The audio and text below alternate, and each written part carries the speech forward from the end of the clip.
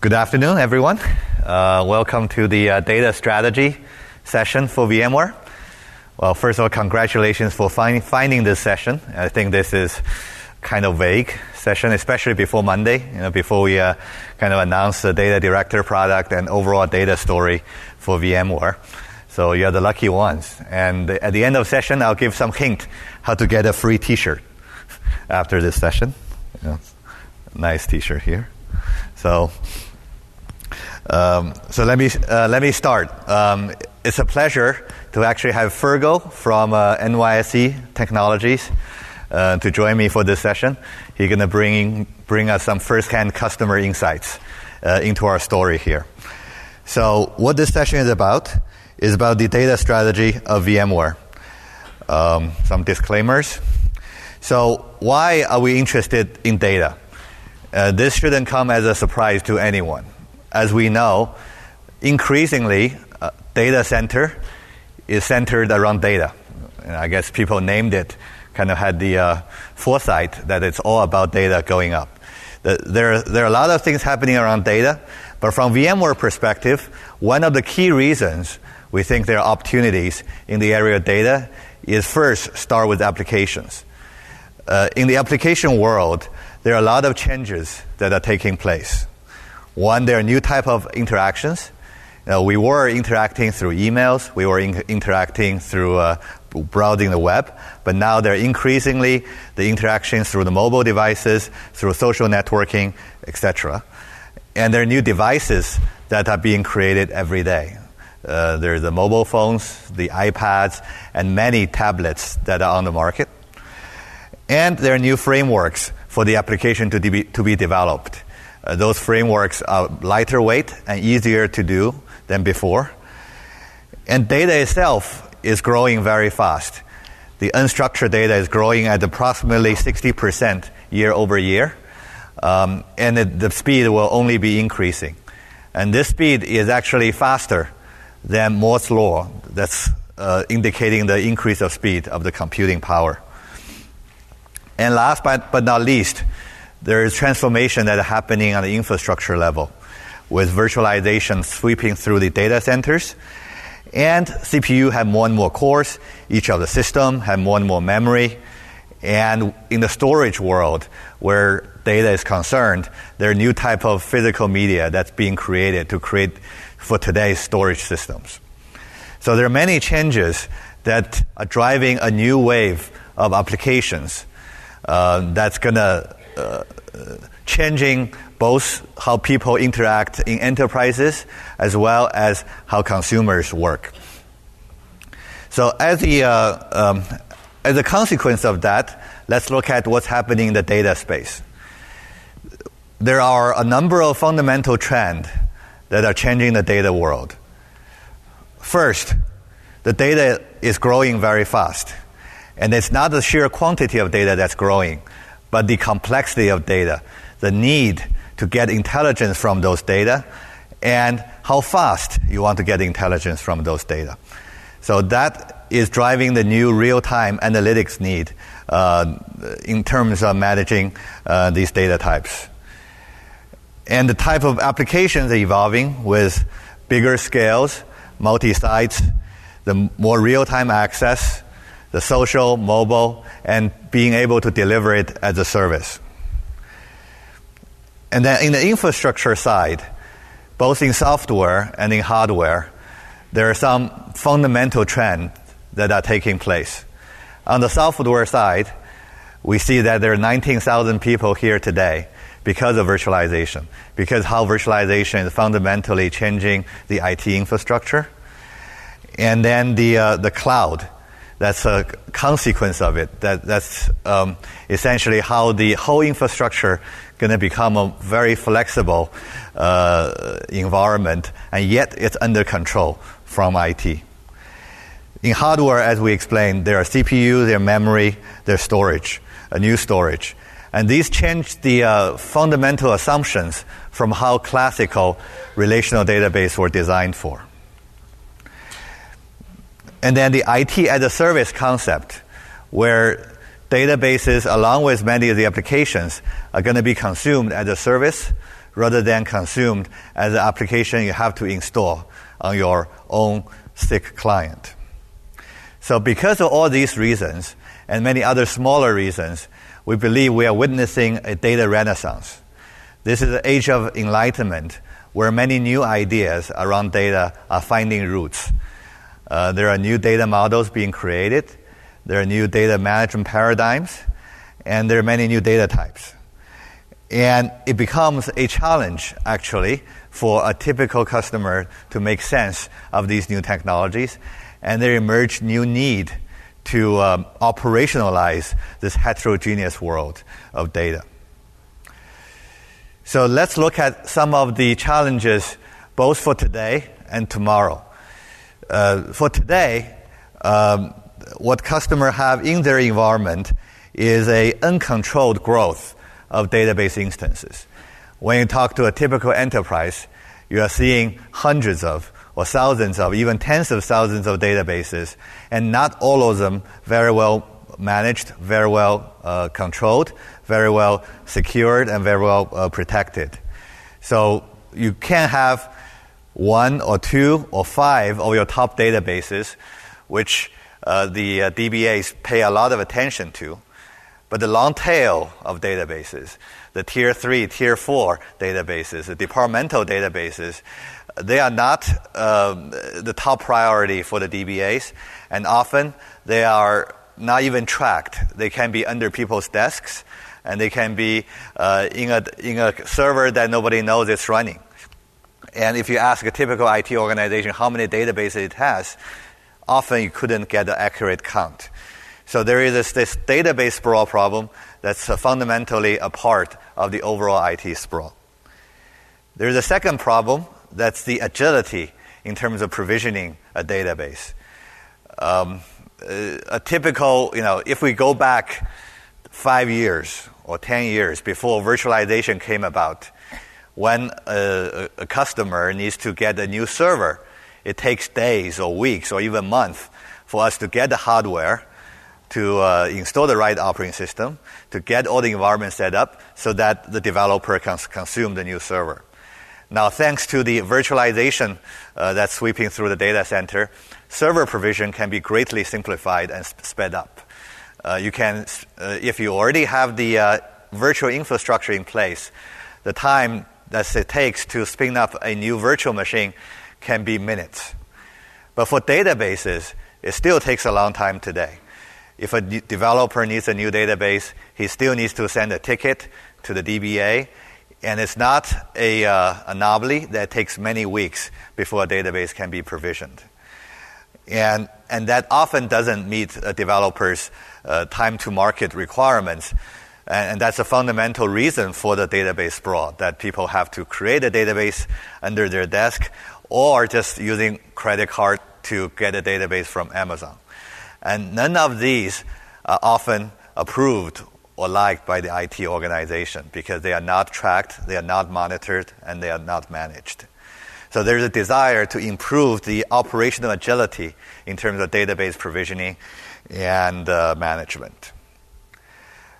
Lastly, there is a virtual infrastructure that are in the data centers, and the database in particular, more than the other applications, are not yet fully taking advantage of the power that can be unleashed from the virtual infrastructure. So often, when you're looking at a typical data center environment, the databases can be the laggard in terms of this journey to virtualization and cloud. And that's dragging down the whole process. So with today's challenges, we believe that there is value that VMware could add. But before I go on further, let me invite Fergal on the stage to give us a first-hand information about the challenges that NYSE technologies face. Fergal? Okay. Can you hear me now? Yes? Okay, good. All right, well, thank you, Charles. As Charles said, my name is Fergal O'Sullivan, and I work for NYSE Technologies. We are the commercial technology arm of NYSE Euronext. If you were at the keynote yesterday, you might have seen our CIO on the stage, and he was talking about our capital markets community platform that we launched a couple of months ago in partnership with VMware and EMC. And in actual fact, if you're around tomorrow, 9:30 a.m., you should certainly drop by. We're having a session on that one as well. I'll definitely be talking more about it. Just before I jump into some slides, can I get a quick show of hands? How many people here actually work in the financial services industry? A few. And anybody in Goldman Sachs? Anybody want to work in Goldman Sachs? Make a little extra money? Okay, so I'm just going to talk about sort of what's happening in the industry and give you an idea of the types of applications that people need to run, the content and the data that they need to apply to those, and then the types of problems they're seeing. And then I'm going to pass it back to Charles, and he can talk more about maybe some of the ways that you go about doing that. Okay, this chart here is prepared every year by a financial organization that's funded by a number of the participants in the markets, the Financial Information Forum. And they basically track the amount of market data that's generated every year. This is the 2010 year highlights. And as you can see, it's got a comparison all the way back to, 2000 there, which looks like it doesn't even exist on the map. At the time, certainly in 2000, there was definitely electronic trading, but there was a lot of manual trading with people writing paper. Nowadays, even on the New York Stock Exchange, which still has human specialists on the trading floor, most of the actual trading is done via computers. And basically all that happens is people send in prices that they'd be willing to buy or sell any given instrument at. They get put into an order book of whatever's highest and lowest, and whenever two match, that's a trade. And every time anybody sends a trade, or every time it sends a quote that matches, everybody else tends to want to reprice, because now the value of that stock may be a little bit different in their minds. So you see an awful lot of quoting. I think it's something like 6,000 or 7,000 quotes for every one trade. And you can't really, you don't need to guarantee delivery of any of those, but you pretty much need to get them all. And if you're going to do any sort of historical analysis, you actually need to capture them all. So what you can see here is, if you look at 2010, the 1 minute peak average. So this would just be a 1 minute period where it was probably a very busy, maybe it was a market open on a big news day or a Fed announcement or something. In that 1 minute, on average, every second there was 1.6 million updates.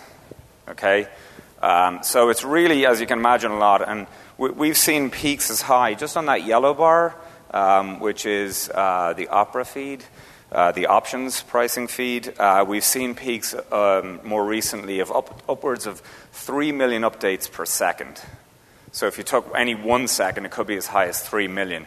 So what you're talking about trying to do here is process and then capture and then analyze huge volumes of data. So just moving forward, to store everything for a day is approximately 200 gigabytes. It could be a little more, it could be a little less. That's only US equities and options. And that's only the raw market data. That's not any of your information about your portfolios, your own calculations that you've done on the raw data. That's not your customers' positions.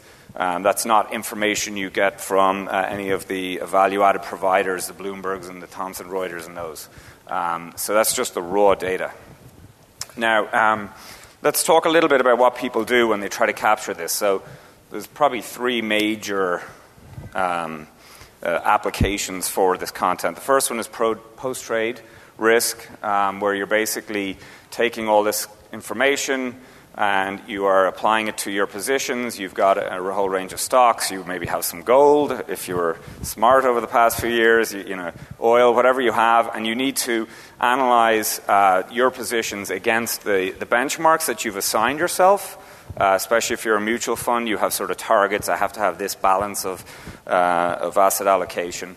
And then you need to make sure that you're not overexposed. You might own shares of a company and then own debt from that company, and each one on its own is fine, but if you put the two together, it's a real problem.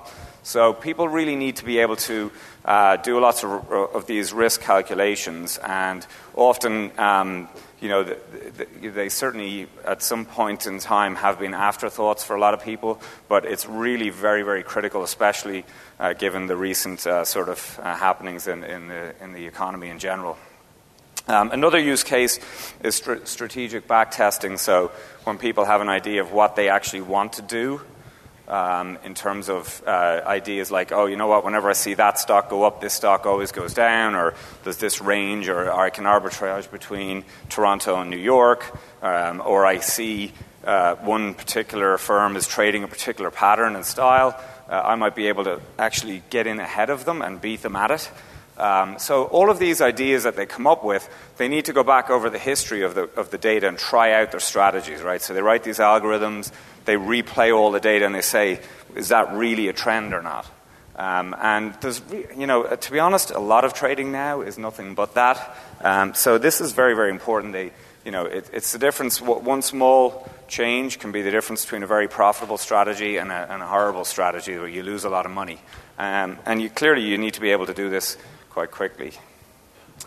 The last one is probably almost the most important right now if you want to stay in business, which is you need to be able to write reports and tell the government what you've been up to. So every time you do a trade, you have to sort of prove best execution. That's a rule that passed maybe 4 or 5 years ago, where you're absolutely required. If a client says to you, please execute this trade for me, you have to prove that you did get them the best price you could at the time they asked. And the way you do that is by capturing the history, and then you go back to the time of the trade, and then you compare all the markets, and you say, yep, that was the best price. Now, this is, that's just one example. There's all sorts of reports you have to do, and really you need to be able to sort of capture and store all this data so that you can go back after the fact and pull all those reports together. Okay, so if you were an end user and you were looking to actually process all of this information in your database, the first thing you're going to look for is ease of use these days. The reason being is that more and more traders are developers. Or maybe we should flip it around and say developers are traders. You've heard about all these quants and everything else, the smartest people in the room. They're the guys who used to work at Harvard as professors, and some big bank offered them lots of money to come in, or maybe they just went and started their own firm and figured out a strategy. So they actually, are very, very intelligent people with very good mathematical skills that exactly know a lot about the markets and what they're trying to do, but they don't want to spend their entire day fixing up databases and doing complicated systems administration and DBA type capabilities.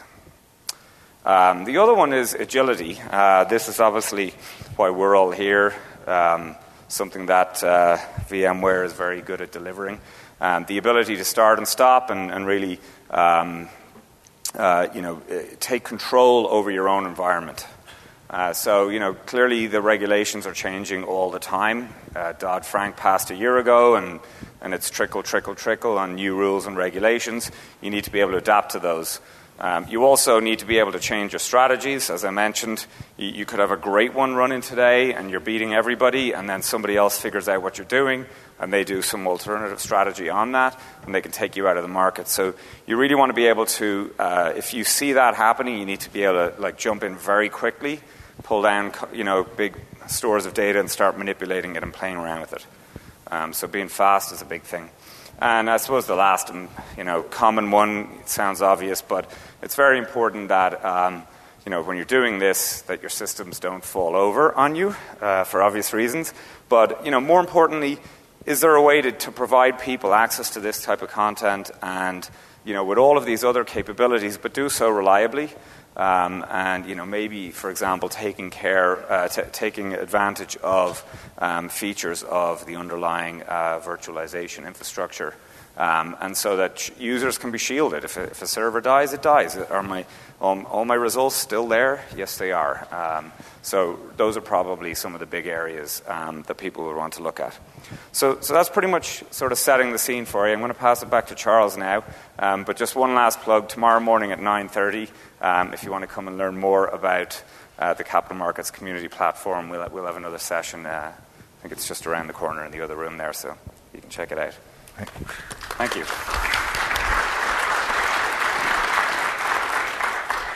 Well, thank you, Fergal. NYSE Technology has been a great partner with both VMware and EMC, especially in the capital market community platform that we are building together. And the challenges that Fergal explained is not unique. Almost every customer are facing the same challenge while the data is growing, while the need to get information from the data, getting intelligence from the data is growing. The traditional technology is not making it easier, especially not making it more agile, easier to use. So we believe from VMware perspective, that's one of the things we know how to do, and that's one of the areas we have value to add. So the concept we are seeing is the world is gradually going from a one-size-fits-all. Just with a relational database, you can meet almost all your data needs, to a world where it requires a data fabric, that a single technology is not enough. Relational database technology is still a wonderful technology, and it's still going to power much of the applications, but by itself, it will no longer be enough. There are those new requirements that cannot be met. And in this heterogeneous world, there's increasing challenge in manage and operationalize all the data technologies. And that's where we can extend the virtual infrastructure, the cloud infrastructure platform, to provide value, to make it easier to operate, make it more agile for people to use. So here are our observations of customers' problem and what we intend to do for them. There is an existing environment, the existing data centers, and you can never ask a customer to throw away what they have already invested. They have invested in the data center infrastructure. They have invested in the business application that's running the business today. Now, there are some problems with those environments, and the question, how do you incrementally solve those problems by introducing evolutionary steps for the customers? At the same time, it's clear, looking ahead 5 and 10 years, the IT world will not look the same. The new applications that you have seen in Paul's keynote, in Steve's keynote, in many of the breakout sessions, in some of the forward-looking customers' sessions, you can see there are new class of applications emerging, as well as a new hybrid cloud infrastructure that's going to be running many of those new applications. The challenge for the customers and the value we want to provide to the customers is how to create a platform that can both help solve customers' problem today as well as getting them ready for the applications of tomorrow. And we believe there are stacks of this platform that can achieve just that. At the base is a cloud infrastructure platform that you have heard the announcement of vSphere 5 and the associated vCloud Director, vShield, vCenter, and vCOps product line. And that is a evolutionary step.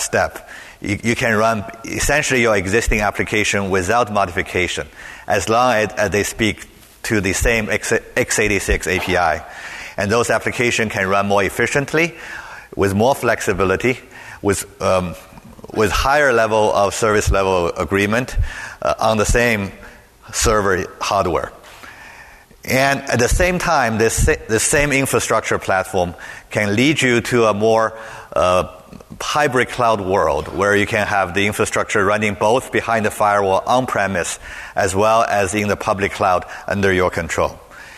Now, on top of this cloud infrastructure, we believe there need to be a data fabric that has exactly the same philosophy towards customers' problem. This data fabric must be able to support today's applications, must be able to support today's application without modification, but allow today's application to run in a more agile way on top of this data fabric. At the same time, it must be able to support the new emergent database technologies, the varieties of them, so that the newer applications can be created by using those new technologies in a much easier way. And we want the whole transition to be smooth. It's not an abrupt rip and replace, but rather on the same platform, you can have both the existing application and the new application running at the same time. And then on top of this data fabric, we can build the entire platform as a service that achieve the same goal, that can both allow you to develop new applications and deploy new applications, but at the same time allow you to modernize your existing applications. So this is our overall company approach, that we believe we are in the best position to provide this platform to our customers. Because compared to the alternatives, on one side you have the public cloud players, where their sole purpose of life is not to help IT, but to replace IT. Their slogan is enterprises doesn't need IT anymore, you just give all your workload to us and we'll take care of it. And in their view, in 10 years, there will be no more IT departments, there will be no more IT vendors, it's just us. Maybe 3 big cloud providers handling all the IT for the world. And by the way, I don't agree with that perspective. And I think all of you don't agree either. And on the other side, we do think some changes got to happen. And VMware is this new company in the IT scene, where in our DNA, in our blood, our purpose is to help IT, is to serve our IT customers. But at the same time, we have less vested in the existing old monolithic way, where compared to the other IT vendors like Oracle, like Microsoft, they are more vested in how the world is running today and much less incensed, has much less incentives to make changes. So as VMware, we both want to embrace the new cloud or IT as a service model, but we believe the right way is helping IT, enabling IT, empowering IT to accomplish that journey rather than take that away from IT. And we believe this is the only way to success, and that's why VMware is very successful, is very well positioned to be successful at it. And we believe data is a must-have component of this whole platform that can help the IT department to accomplish this mission. So what is a data fabric? So here are some of the key points we believe that is important to data fabric. One, as I described, database engine technology going to continue to be an important technology, and relational database going to continue to exist. However, relational database by itself is not enough for all the application need anymore. We are entering this period of chaos almost. So that reminds me of the history book that I read when I was in China. And in fact, there's a history book of the world where it's transitioning from a period of stability where a powerful empire, dictator, takes over the entire region or entire world, and then going to a more period of chaos, that the dynasty, the empire is overthrown, and there are many small factors that are fighting over each other. And after that, you re-enter a period of unification. And this is a cycle that repeats itself. And what we have noticed in the database world is we think we are going in a transition from a period of tyranny or of dictatorship or of unification to a period of chaos or opportunities, where there are many new technologies that are being developed. And such period in IT or in databases typically takes 5 to 10 years to stabilize. The last time it happened in the databases when client-server model came about. That's when IBM lost their hold on the data management, and a bunch of new players emerged into the market, and Oracle and later on Microsoft becomes the winner of that race to be the primary data management service solution providers to the customers. Now we are entering a similar period where we are turning from client-server model to a cloud computing model, where we believe a similar dynamic going to appear.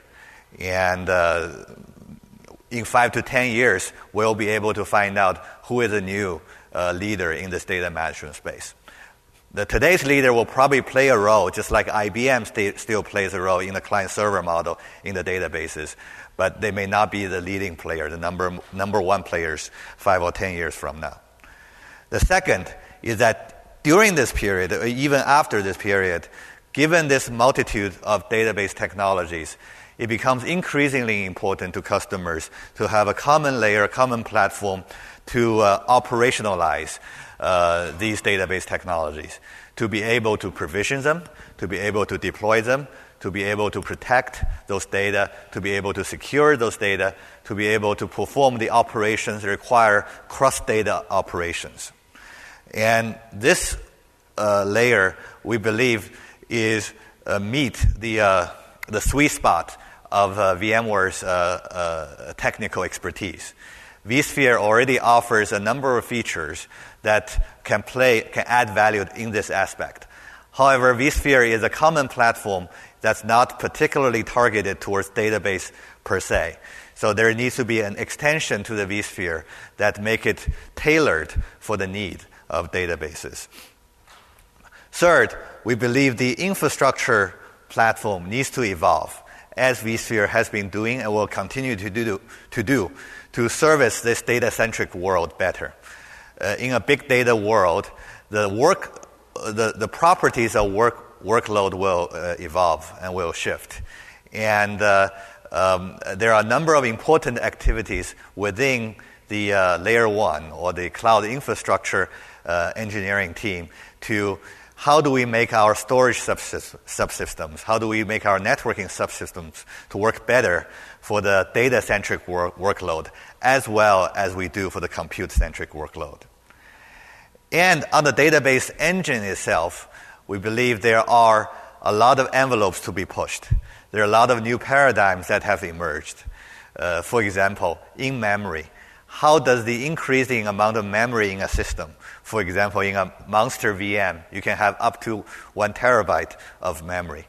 And that probably 90% of the database can fit into one single VM. Now, if you add a distributed system, you can have a very powerful and scalable in-memory database that can give you more real-time responses and much faster performance and rewrite the books, essentially, on the database algorithms.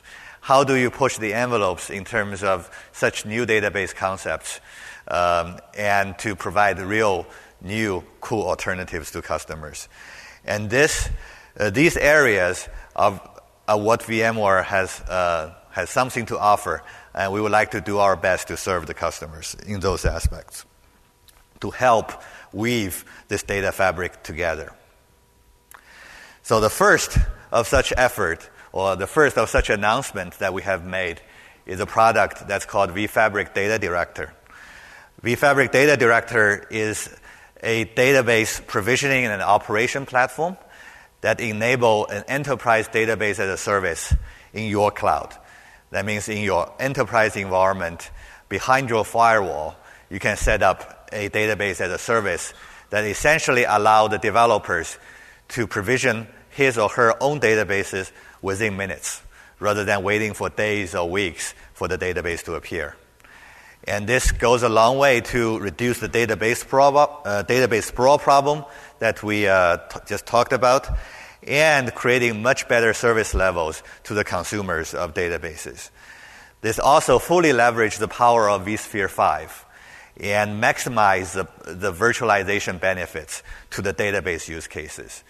It's almost analogous to the product View that many of you are probably familiar with, that are also built on vSphere, but maximize the benefit of vSphere platform for the desktop OS use cases, where in this case, we are built on top of vSphere to maximize the virtualization benefits for the database use cases. And it's a platform that's designed to support many database technologies, both traditional relational database technologies as well as newer database technologies. The first database we chose to support is Postgres, which is a robust, open source, enterprise-ready relational database. This database is beta tested, and in fact is running in many of the enterprise environments. It also has a very attractive licensing scheme and is not controlled by a company like Oracle. So there are many benefits to choosing Postgres as the first database that we support. And we also plan to open source some of the changes we made to the Postgres database so that it can serve as an example to the other databases to follow. Also, what we announced on Monday, together with Sybase and EMC, is that the Sybase ASC database, as well as the EMC Greenplum database, will be supporting Data Director in the near future. And they won't be the last. There will be many more to follow. And just to clarify, it does not require code changes to the databases for a database to be supported by Data Director. In fact, Data Director's roadmap leads us to support all databases in customers' existing environment. So we can really help customer contain the database sprawl that they're experiencing and helping us serve their existing environment better. But if the database is willing, optionally, to make code changes, they can make the database run even better on vSphere environments. So this goes into a little bit more details. Within the vFabric Data Director product, it serves, as I mentioned, both existing and newer database technologies, and it serves both existing and new applications. For the DBAs and application developers, it enabled this concept of self-service, which is a key concept to the cloud. Now, to my mind, what cloud means a centralization of the computing resources, but providing a self-service way for the consumers to consume those compute services. Where in this case, we have centralized the database into a database cloud, but allow the consumers of database to provision and manage their own database without consulting a DBA or a VI administrator. This can allow them to provision their database, to backup restore their database, to clone database, and to enable HA to their database, all in a self-service manner. And almost all of these features are leveraging on the power of vSphere. And the whole reason that this can be provided in a self-service way is also because of vSphere. Because as we know, as administrator, how can I trust DBAs or developers to provision their database? They'll just get as much resource as they need, and they could destroy my whole infrastructure. But because of vSphere, we can create resource bundles with strong isolations that each person, each DBA or each developer are given a resource bundle that I cannot go beyond. So the worst I can do as a developer or as a DBA is to destroy the resources that I'm given, but I cannot touch the resources that are given to others. At the same time, now given the resources, I need to be more careful in how much resources I give to the databases. We also enable a flexible dial up and dial down of resources to a particular database so that you don't need to give a database all the resources it needs at the beginning, given that you can dynamically increase it later on. So this gives the administrator a peace of mind because of strong resource management as well as strong access control that we have built into the system. We also have a very good template system that allow administrators to publish a number of templates, make it easier for a developer to choose what kind of database it provisions. And it helps them to monitor the databases from a single pane of glass. If I log in as an end user, I can see all my databases from a single UI, and they're all organized in a logical manner by database groups, and I do not need to care which VMs or which hosts that my database runs on, or which database servers it runs on. And as an administrator, I can see all the databases in this environment, organized by organizations and database groups, again, in a logical manner, purely virtualized, without worrying about which VM or which database servers these databases run on. And Postgres, as I mentioned, is gaining momentum in the enterprises, given that MySQL now is controlled by Oracle. And Postgres is fully ACID and ANSI SQL SQL compliant, compatible. And we are seeing a growing number of customers and ISVs adopting Postgres or supporting Postgres. We have taken the Postgres 9.0 code and made a number of optimization to the Postgres code. And these optimizations are largely for them to run better on vSphere. The first one is elastic database memory that allows the memory management system within the database to be aware of the actions that ESX is taking. It can give advices to ESX on the memory management so that we can achieve higher consolidation ratio of databases in a virtual environment. And we also have built in some automatic self-tuning capabilities as well as database-aware availability. And Postgres database is the first, but not going to be the last database supported by Data Director, and it's also already live yesterday on cloudfoundry.com. So with a Data Director product, essentially we can control the database sprawl. Before Data Director, you have database grow in an uncontrolled manner. With database Data Director, you have a single database as a service where all the databases can be created on that single cloud and they can be visible on that single cloud.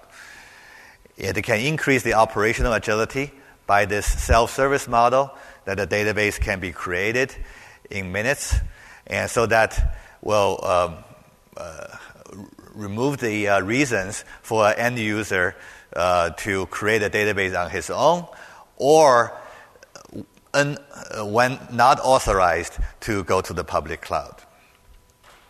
And it allows you to get more out of your virtual infrastructure.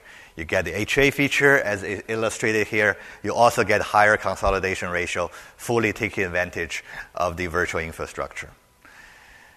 So these are the values we provide from Data Director, with lower total cost of ownership, with the faster application development cycle, and we can help IT to enforce the policy and control across their environment. We can do all of this cloudification of databases without compromising the IT policy and control. And if you'd like to hear more details, more features or technical details about the Data Director product, right after this session at 4 o'clock, there's another session in Bellini 2005, and you can get more details on how Data Director works. So now that solves today's database sprawl and agility problems. What about the other issues we have been looking at? What about big data? What about real-time processing of data? How do people architect their tomorrow's application without being constrained by some of the limitations of today's data system? So typical requirements are, how do I have elastic scalability and low latency all at the same time? How can I start a database with a single node, but with the capability of growing it, scaling it out to many nodes? And how do I have real responses to it? For example, with NYSE Technologies case, things are happening in real time. How do we get insights in real time from the data being generated from all those trades? And how do we support a multi-site, multi-cloud environment where the access point is everywhere, and the data center needs to be everywhere, worldwide? And how do we have a data system, a data fabric that supports such a deployment? How do we support the concept of data-centric computing, where today, in most cases, where we are CPU-centric. We have the servers and we have the storage. And to get the computing done, we get the data from the storage, move those data to the server, and compute, and getting the results out. But gradually, data are going to become the center of gravity to a computation problem. So it becomes a data-centric computing. So instead of moving data bits from the storage to the computer to be processed, in the future, for certain workloads, which is increasing in amount, maybe instead we move the code, we move the VMs, we move the computing to storage, to where data is, and having the processing happen close to the data, right there, so that the less bits needs to go on the wire, go on the network. So how do we enable all of these happen? These are big problems, and there are many different approaches. And VMware actually has been shipping a product that's called Gemfire that is exploring some of these areas. And we have announced a new product that's called SQL Fire, that's actually a further step to enhancing this approach to solve some of these problems in terms of elastic scalability, low latency, multi-cloud, as well as how do we move the compute onto the storage node for those to be happening right there. So the architecture of Gemfire and SQL Fire, which I call Starfire, are brand new. This is a distributed system that's across many nodes. And these can be the same nodes where compute is happening, but we have data to be placed in the same layer or in memory. So it's a memory-oriented distributed system technology that are peer-to-peer. There's no name node. There's no single bottleneck. The controlling logic actually spread out across all of the nodes. So you can lose any of the nodes without losing access or losing scalability. And some of the biggest customers in the world, Merrill Lynch, Bank of America, JP Morgan, etc., have already adopted Gemfire technology. And with SQL Fire, we are adding a SQL layer in front of Gemfire technology so that the applications can be written either through JDBC or directly through SQL to this distributed, scalable in-memory database. So looking at some of those problems, with elastic scalability, essentially Gemfire and SQL Fire can scale to dozens or even hundreds of nodes. And in the algorithm, there is no physical limit how big the cluster can grow to. And it has built in the advanced membership and state sharing protocol so that no matter how big the cluster grows to, it's still consistent. You don't lose the consistency across the nodes, and you maintain the asset properties of the database.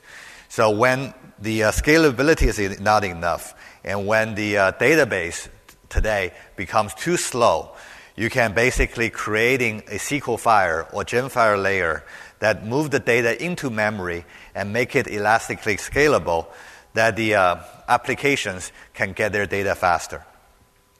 And the typical use case today is that when a classic relational database is too slow, that you're adding a caching layer. Now, gradually, caching layer becomes a primary record, especially with SQL Fire that supports a SQL interface. You may still choose to have a backend database behind this in-memory database layer, but that will become more and more optional as the power of this distributed system of memory becomes more and more proven to the customers. Essentially, with the replication capabilities within Gemfire, you can losing nodes without losing data. And this cluster can also span multiple geographic sites, as going to be shown in the next slide, and that allows you to tolerate data center failures as well. So you can essentially place two clusters, each in a different data center, and having the in normal situations that the synchronization happens within the cluster, but in data center failure situations, it can fail over to the other data center. So it's well support the multi-center, multi-site, multi-cloud deployments. So with Gemfire, SQL Fire, and with Data Director, these are VMware's first offerings in this data direction. And this is but our very first step. We believe the journey has just started. This data renaissance is only at the very beginning. It's at its birth. And in the next 5 to 10 years, we'll see many more exciting things happening in this data world. And looking at what VMware would like to provide to our customers is we want to continue to enhance our cloud infrastructure platform so it can support the data-centric workload better. We would like to creating a database virtualization, a database cloudification layer that can provide, that can extend the benefit of the infrastructure platform and have it targeted towards the needs of databases and the customers who use databases. And we want to support both today's database technologies as well as tomorrow's data technologies. We want to help explore in some of the new database technologies ourselves, as well as embrace the new innovations that are happening in the market today, both open source as well as closed source, both NoSQL as well as new SQL. We want to have a platform that supports all those database technologies. Today is Postgres, and we will be supporting SQL Fire. As announced on Monday, we are supporting the Sybase and Greenplum, and there will be many more databases that we will support. And we will try to continue to innovate on the database technologies ourselves. And we're also working very closely with the Cloud Foundry team so that the entire application platform can be more automated. The entire application, including the runtime and data, can be all deployed very easily. When we're looking at the cloud, to me, from a certain way, it's not a big departure from the client-server model, except cloud is your new server. And what VMware tries to do is providing the software layer, the underlying software layer for this new server, so that the new applications can be deployed on this cloud as easy as it can be deployed on a single computer. That we automate all the underpinning, how the bits are routed from one VM to the other, from one physical host to the other, or from you, so that you can develop, focusing and developing the application and extracting the business value from your infrastructure. And we believe through Cloud Foundry as a platform as a service, through vFabric, and through our cloud infrastructure, we are well on our path to provide that value to our customers. Thank you very much. So let me invite Fergal on upstage, and where we can take some questions. I think we have 5 minutes. Any questions? Yes. Interesting from the NICE individual. What kind of organizational resistance did you see when you said, hey, physical database world is now going to be cloudified? Any stories, current subtlety paradigm? The question is, what type of firm do we feel is going to be most interested in this type of approach? Who doesn't immediately look at this and say, that's not the way it was 10 years ago? Yeah. Well, okay. So, I mean, the way people have solved these types of problems to date are with every one of the database technologies that Dr. Fan talked about. So, clearly Oracle would be considered the main RDBMS, and but things like Greenplum and Gemfire would be used quite a bit today. We have our own sort of tick capture engine that we use, a third-party one called OneTick. So there are very specialized type of databases that have been developed by we're very special users. And so we don't necessarily see that having this type of environment is going to replace all of that. What this will allow is people to sort of have sort of big versions and small versions. So as an organization, we'll run a big database and we'll capture everything. We'll have it all stored. And in fact, that's something that we're working on as well to offer as a service, right? And then we'll sort of say to people, hey, now you can jump on with the small version, start it yourself, clone off some sections of the data, pick out the calculations or the fields and the instruments you care about, and then work against those. So that's pretty much how we see this really being very valuable. And then you can sort of blow it away and start again, and it's not really a concern. Right. Any other questions? Well, our time is about up. Before I finish, let me just show you this T-shirt and tell you how to get it. So on the front is your data at your cloud. And on the back is a bad guy in red that is saying all your database belong to us. And where VMware says, no, it belongs to your cloud. And we are for great justice. So to get this T-shirt, you just need to go to the next session in Bellini 2005, I think downstairs, and it will go into more details of Data Director. Thank you very much.